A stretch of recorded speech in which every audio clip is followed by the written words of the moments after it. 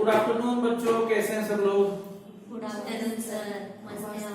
अच्छा, तो सर्कुलेशन ये चैप्टर हम लोग डिस्कस कर रहे थे, तो मुझे बताइए कि कल हमने क्या पढ़ा और आज हम लोग क्या स्टार्ट करने वाले हैं? सर आज हम लोग types of circulation. Okay, so types of circulation के बारे में हम लोग आज डिस्कस करने वाले हैं। टाइप्स ऑफ सर्कुलेशन, तो बताओ what are the types of circulation in our body? Open and closed. मैंने पूछा कि हमारे बॉडी में कौन कौन से सर्कुलेशन होते हैं, तो आपका आंसर ये होना चाहिए कि sir in our human body the closed type of circulation is there.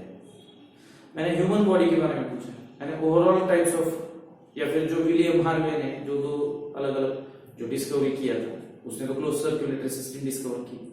तो यहाँ पर आज के सेशन में हम लोग ओपन या फिर क्लोज के बारे में बात नहीं करेंगे, बट फिर भी मैं आपको बता देता हूं कि ओपन का मतलब क्या होता है। What is open circulation? Okay, open circulation का मतलब होता है the flow of blood okay around the body part through tissue spaces. जो सेल्स हैं या फिर जो बॉडी की जो टिश्यूज होती है, उनकी स्पेसेस से जब ब्लड पास होता है तो उसको हम लोग ओपन कहेंगे। और दूसरा जो रहेगा वो होगा क्लोज्ड सर्कुलेशन। तो क्लोज का मतलब बताइए। क्लोज का मतलब ये होगा कि the blood which flows okay around the body part through blood vessels. But बच्चों हम लोग आज इसके बारे में डिटेल में नहीं बात करने वाले, क्योंकि हमारे सिलेबस में जो ज्यादा फोकस किया है वो एक्चुअली इस पर फोकस किया है डबल सर्कुलेशन पे। किस पर? Double circulation. अब बताइए कि डबल सर्कुलेशन का मतलब क्या है? What is the meaning of double circulation?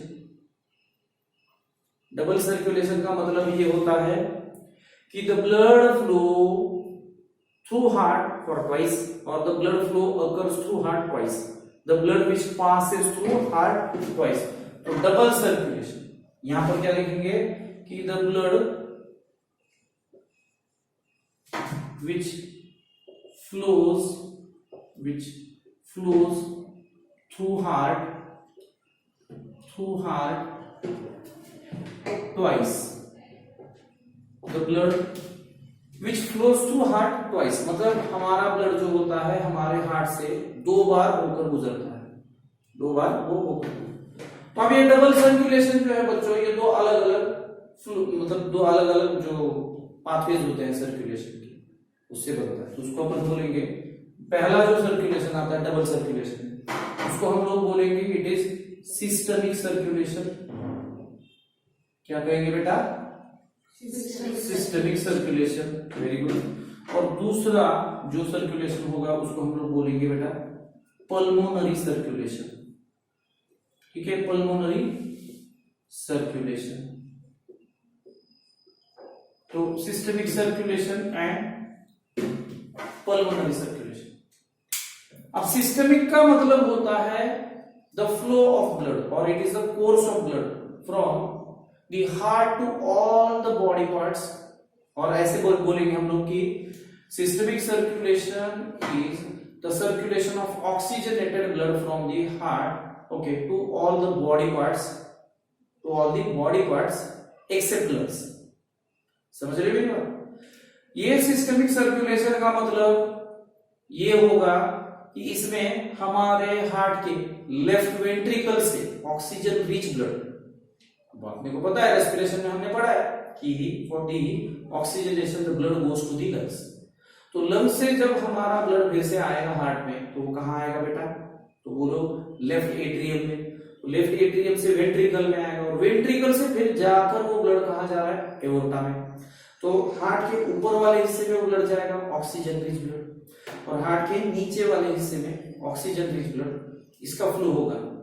और जिन जिन बॉडी टिश्यूज में, जिन जिन ऑर्गन्स में ऑक्सीजन की डिलीवरी करनी है, ऑक्सीजन का ट्रांसपोर्ट करना है, तो ब्लड वहां पर ऑक्सीजन को डिलीवर करेगा, वहां से CO2 कंज्यूम कर लेगा, ले लेगा, और वही ब्लड फिर रिटर्न होगा हमारे हार्ट के राइट एट्रियम। तो बोलो systemic circulation is the course of blood from the left ventricle to all the body parts except lungs up to the right atrium. Clear? समझा? मतलब हम लोग क्या बोलेंगे, यहां पर इसके अगर डेफिनेशन लिखनी है तो हम लोग ये लिखेंगे कि फ्लो ऑफ ब्लड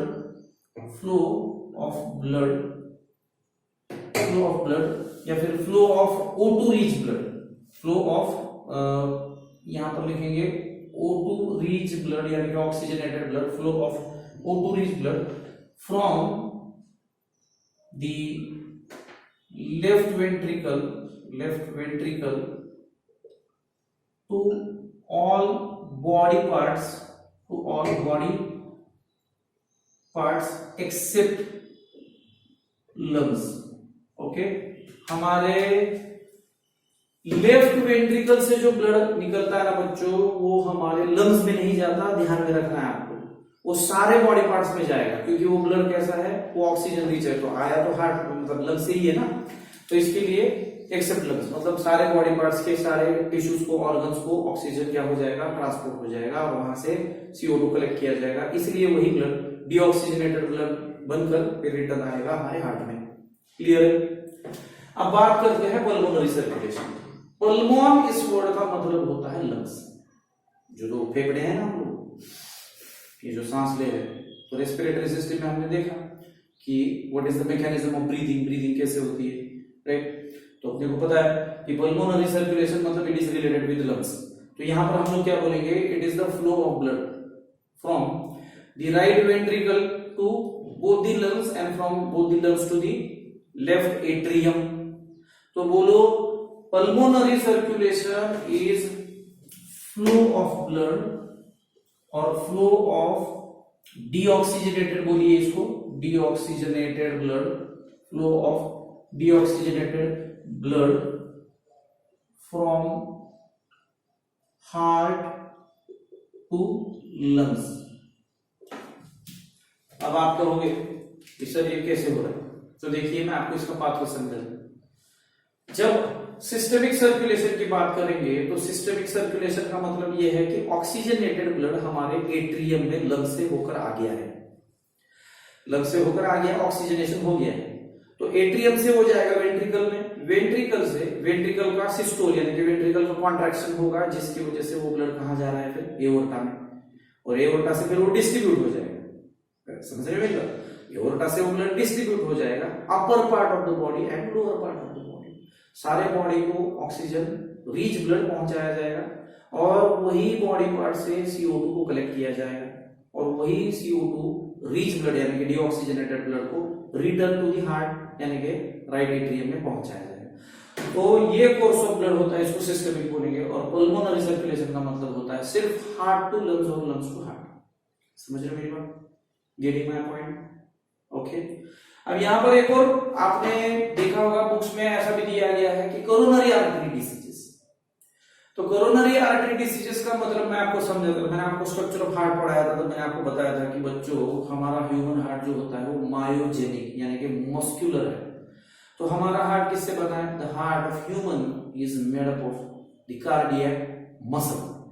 तो हमारे हार्ट की जो मसल होती है वो ऑटो एक्साइटेबल होती है, तो उसको भी ऑक्सीजन की जरूरत होती है भाई, उसके अंदर भी रेस्पिरेशन होगा, उसको भी एनर्जी लगेगी ना, तो उसको भी ऑक्सीजन की जरूरत होती है।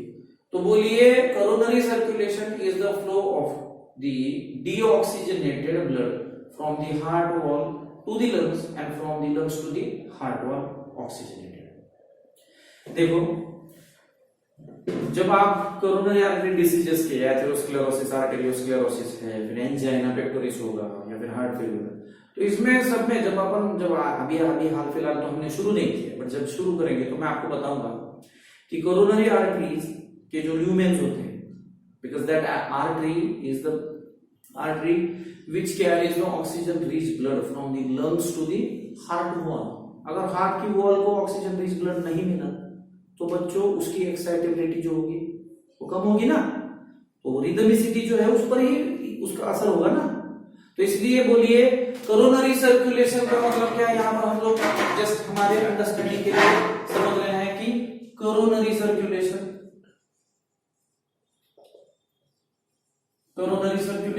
क्या है, तो हम बोलेंगे the flow of deoxygenated blood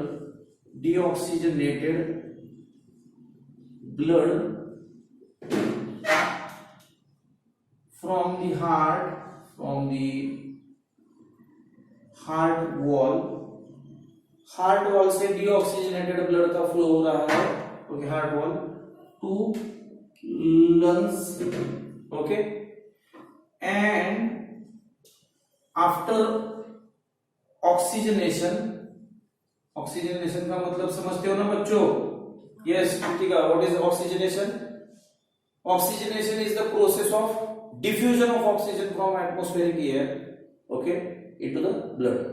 तो ऑक्सीजनेशन मतलब ऑक्सीजन का हमारे ब्लड में क्या होना, ऑक्सीजन का हमारे ब्लड में मिक्स होना, एल्वियोलस में हो रहा है ना, तो इसको कहेंगे कि देखो flow of deoxygenated blood from the heart wall to the lungs and after oxygenation return to the heart wall as oxygenated. Clear है? तो याद रखिए जब हम लोग कोरोनरी आर्टरी डिसीजेस यानी कैड के बारे में पढ़ते हैं ना, तो उस समय ब्लड का जो फ्लो है वो कोरोनरी आर्टरी में अगर उसमें मतलब कोरोनरी आर्टरी के ब्लड फ्लो में अगर कमी ज्यादा आ जाए यानी कि अगर उसमें कमी आ रही हो तो वो देखते हैं हम लोग की डिसऑर्डर्स हैं, जैसे कि अगर मान लीजिए कि ये अगर हमारी कोरोनरी आर्टरी है और ये इसका ल्यूमेन होगा, तो इसके ल्यूमेन में अगर डिपोजिशन हो रहा है किसी का, तो जाहिर सी बात है इसका ल्यूमेन जो है वो नैरो हो जाएगा ना, तो ब्लड फ्लो जो है वो रुक जाएगी या फिर उसको रेजिस्टेंस आ जाएगा। भाई ऑपोजिट उस पर प्रेशर या फिर ऑपोजिट फोर्स एक्ट हो रहा है ना। आपको मालूम है कि अगर आप गार्डन में पाइप वगैरह लेके तो उसके आगे अपने अगर अंगूठा थमा दिया तो आपको पता है कि उस पर क्या होता है, ऑपोजिट प्रेशर एग्जर्ट होता है। तो उसी तरह यहाँ पर जो हार्ट की जो वॉल है उसको ऑक्सीजन रिच ब्लड कैरी करने वाली जो हार्ट की जो मतलब कोरोनरी आर्टरी होती है वो उसी में अगर ब्लॉकेज हो जाए तो उसी को अपन बोलेंगे कोरोनरी आर्टरी डिसीजेस। तो एथेरोस्क्लेरोसिस, आर्टेरियोस्क्लेरोसिस वो अपन नेक्स्ट सेशन में डिटेल में पढ़ेंगे। ठीक है, तो आज के लिए इतना ही काफी है ऐसे मुझे लगता है। तो अभी आज क्लास हम लोग यहाँ पर स्टॉप करेंगे। ठीक है ना बेटा, अगर कोई क्वेरी होगी तो आप पूछ लीजिए और तुम लोग मुझे कमेंट सेक्शन में बताइए कि कुछ अगर नहीं समझा होगा, if you have any query. चलो, थैंक यू।